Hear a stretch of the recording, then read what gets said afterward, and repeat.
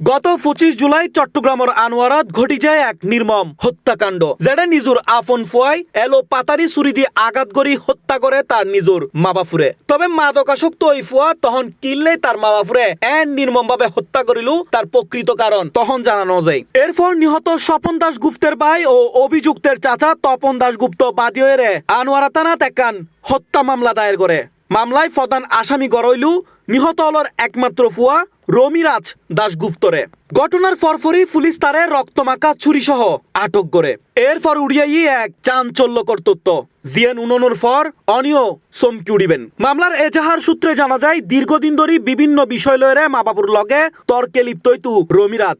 এসব পারিবারিক বিরোধ লয়েরে প্রতিবেশী ও সামাজিকভাবে কয়েকবার সালিশ বৈঠকের মাধ্যমে সমাধানও করা হইল। শনিবার দুইর্গে ফোনে দুইটার মিককে রমিরাজুরে বিয়ে করানোর বিষয়ে তার মা বাবুর লয় তর্কে জড়ায় রমিরাজ। পরে বিয়ে কিনলে নগরার ইয়েনুর জেরে এক পর্যায়ে উত্তপ্ত হয়ে গুই রমিরাজ। এরপর মা কল্পনা দাসের লগে এই ব্যাপারে তর্কাতর্কি ও হতাহাড়াহাড়ি হয়।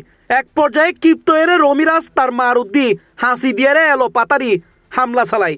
এতে ঘটনাস্থলে কল্পনা দাশগুপ্ত মারা যায়। এ সময় স্ত্রীরা বাসে তোয়াইলি বাবা স্বপন দাশগুপ্তরেও এলো পাতারি ছুরি দিয়ে আঘাত করে দেয়।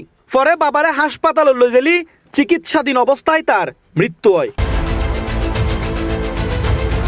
জানা গিয়ে অভিযুক্ত রমিরাজ দীর্ঘদিন ধরে মাদকাসক্ত আছিল। এর আগে তারে পাবনার একখান মাদক নিরাময় কেন্দ্র তো ফাটানো হইল যেটা তুন 3-4 মাস আগে তাই বাড়িতেই বলি জানা গিয়ে।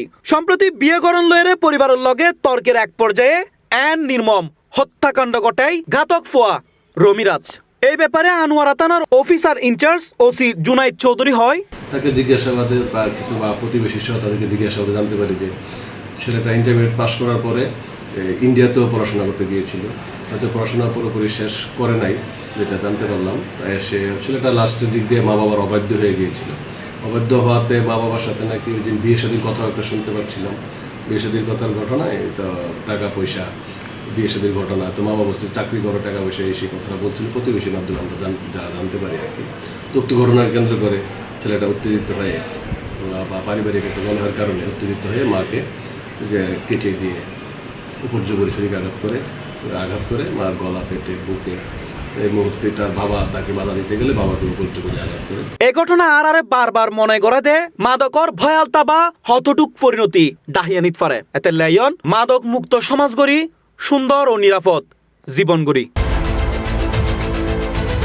C+ TV Chittagong.